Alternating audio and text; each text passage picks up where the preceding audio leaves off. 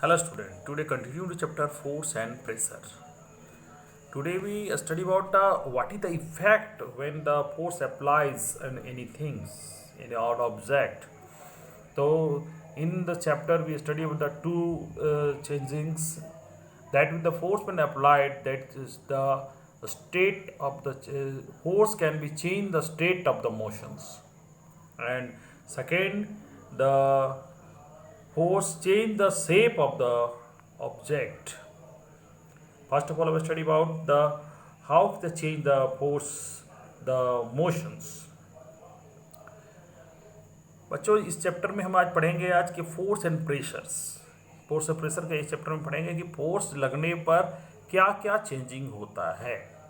तो force can change the state the motion. कहने का मतलब है कि मोशंस को चेंज कर सकता है। मोशन का मतलब होता है कि अगर सपोज दैट कि जैसे कि अगर कोई बॉल फुटबॉल खेल रहा है तो फुटबॉल को जब वो पैर से किक मारता है तो देखिएगा कि बॉल जो स्थिर था वो मोशन में हो गया।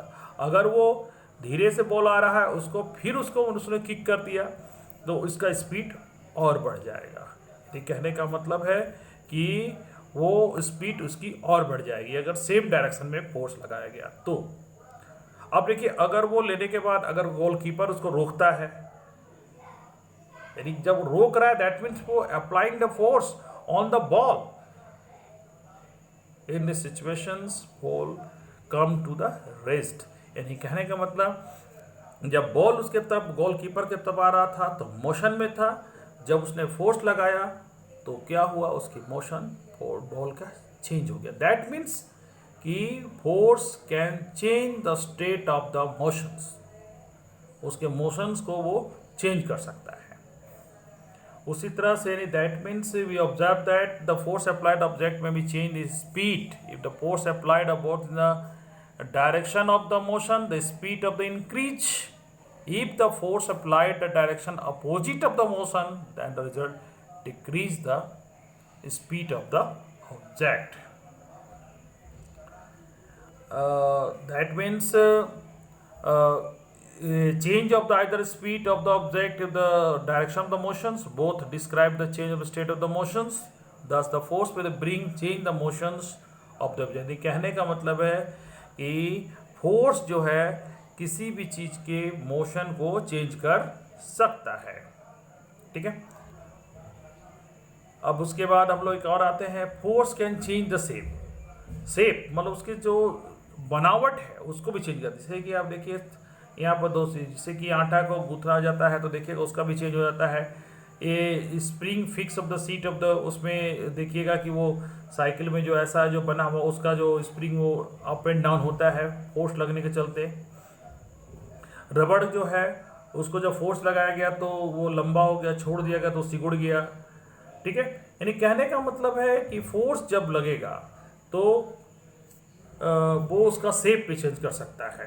यानी कि उसके फोर्स ऑब्जेक्ट में भी चेंज द शेप। ठीक है। और इस तरह से इसमें हम लोग पूरा ये पूरा हम लोग समझे कि मे बी चेंज द ऑब्जेक्ट, यानी कि may be object move from the rest, may be change the speed object of the. ये जरूरी नहीं है कि फोर्स लगे तो उसका वो चेंज हो ही जाए। कभी कभी होता है जैसे कि सपोज दैट कि अगर फोर्स के अगर मैग्नीट्यूड कम हुआ है अकॉर्डिंग टू उसके ऑब्जेक्ट के तो वो रेस्ट से वो मूवमेंट नहीं करेगा। ठीक है।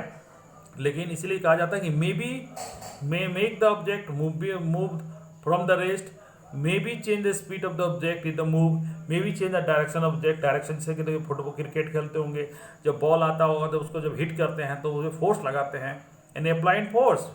व्हेन यू बैटिंग आप जब करते हैं जब उसको बॉल में जो करते हैं वो फोर्स पावर लगाते हैं तो फोर्स टाइम पे देखिएगा कि आ रहा है जिस डायरेक्शन उसका पूरी डायरेक्शन में चला जा सकता है।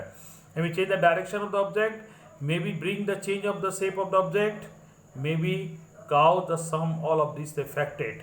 और हो सकता है कि एक साथ सारा इफेक्टेड एक साथ भी हो सकता है। वो तब हो सकता है कि कोई ऐसा काम जब होता है जिसमें मल्टीपल, जैसे कि फोर्स लगा, शेप भी चेंज हो गया, स्पीड भी उसका बढ़ गया, ऐसा भी हो सकता है। ठीक है। तो आज हमने पढ़ा कि फोर्स जब होता है तो क्या है, first force applied of any object we must be may be change it is state of the motions